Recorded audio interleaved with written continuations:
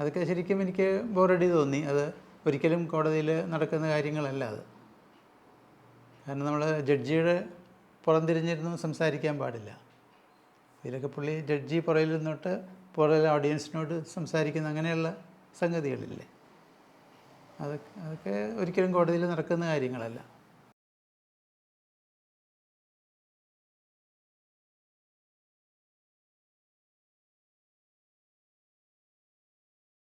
ജഡ്ജിക്ക് ഒരു ഭാഗത്തേക്കും ചായ്വില്ല എന്ന് വിശ്വസിക്കാനാണ് നമുക്കൊക്കെ ഇഷ്ടം.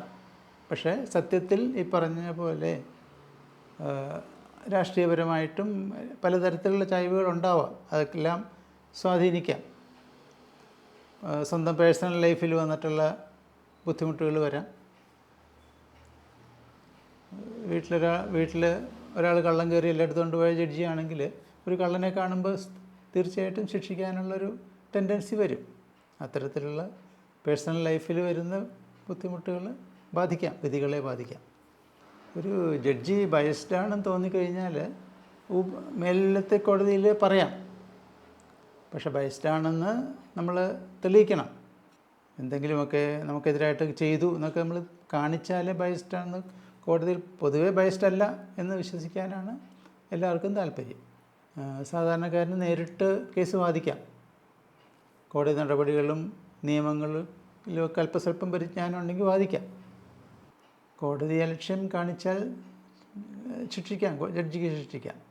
കോടതിക്ക് യുക്തം പോലെയല്ല, കണ്ടംപ്റ്റ് ഓഫ് കോർട്ട് ആക്ട് എന്നൊരു ആക്ട് ഉണ്ടല്ലോ, അതിൽ പറയുന്ന ശിക്ഷകളെ പറ്റുള്ളൂ. സിനിമകളിൽ കോടതിയെക്കുറിച്ച് കുറച്ച് അതിശയോക്തി കാണിക്കും. എന്നാലും ചില കേസുകൾ ശരിയാണെന്ന് തോന്നാറുണ്ട്. എന്നാലും അധികവും അതിശയോക്തി ഉണ്ടാവും. യഥാർത്ഥമായിട്ട് നടക്കുന്ന അങ്ങനെയല്ല. കോടതിയിലിപ്പോൾ പ്രതികളോടാരും ഒന്നും ചോദിക്കില്ല. പക്ഷെ സിനിമകളിൽ പ്രതിയായിരിക്കും ഭയങ്കര ഡയലോഗ് അടിക്കണേ. പ്രതിക്ക് മിണ്ടണ്ട കോടതിയിൽ. ഈ സിനിമകളിൽ അങ്ങനെയല്ല, പ്രതിയാണ് കൂട്ടിൽ നിന്ന് ഡയലോഗ് അടിക്കണേ. ക്രിമിനൽ കേസിലെ പ്രതിക്ക് മിണ്ടണ്ട, റൈറ്റ് ടു കീപ് സൈലൻസ് അയാളുടെ അവകാശമാണ്.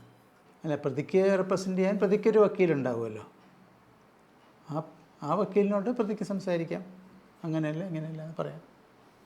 അങ്ങനെയൊക്കെ ചില വ്യത്യാസങ്ങൾ സിനിമയും കോടതിയായിട്ടുണ്ട്.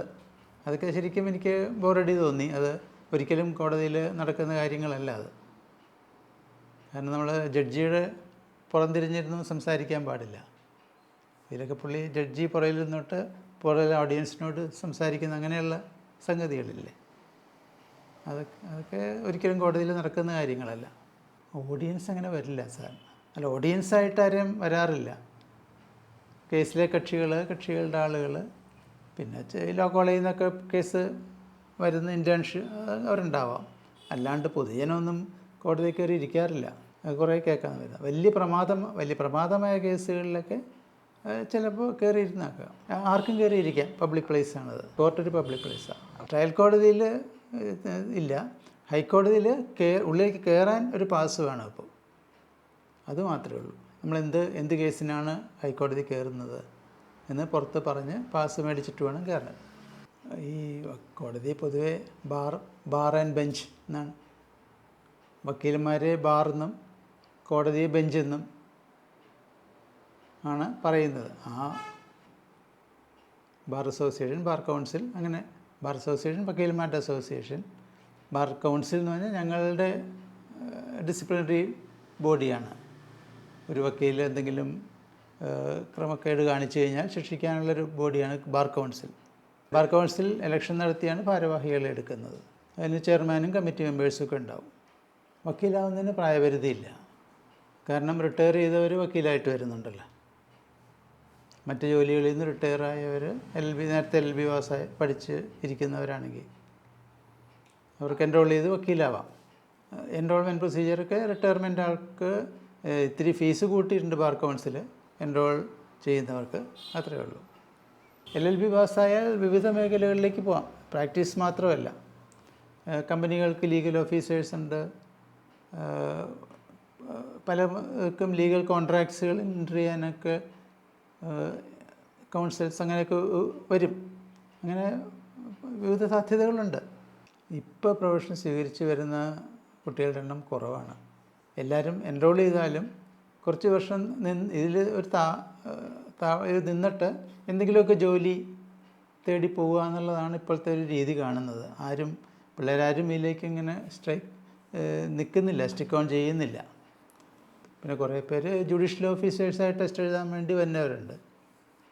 അത് നല്ല പോസ്റ്റാണ് കിട്ടിക്കഴിഞ്ഞാൽ, പക്ഷെ കുറച്ച് പോസ്റ്റല്ലേ ഉള്ളൂ, ഈ മജിസ്ട്രേറ്റ്, മുൻസീഫ് അങ്ങനെയൊക്കെയുള്ള. പ്രാക്ടീസിനെ പൊതുവായിട്ട് പറഞ്ഞു കഴിഞ്ഞാൽ നമുക്കിപ്പോൾ ഓരോ കേസും ഓരോ ദിവസവും ഓരോ പുതിയ എക്സ്പീരിയൻസാണ്. മറ്റ് ജോലികൾ പോലെയല്ല. ധാരാളം വിഷമങ്ങളും എല്ലാം കണ്ടിട്ടുണ്ട്, വിഷമിക്കുന്നവരെയും അതുപോലെ തന്നെ കള്ളത്തരം പറഞ്ഞ് ജയിക്കുന്നവരും എല്ലാവരും കണ്ടിട്ടുണ്ട്. ഭാഗ്യത്തിന് ജയിച്ചു പോണവർ, എല്ലാം നമ്മുടെ തൊഴിലിൻ്റെ ഭാഗമായിട്ട് നമ്മൾ കണ്ടിട്ടുണ്ട്.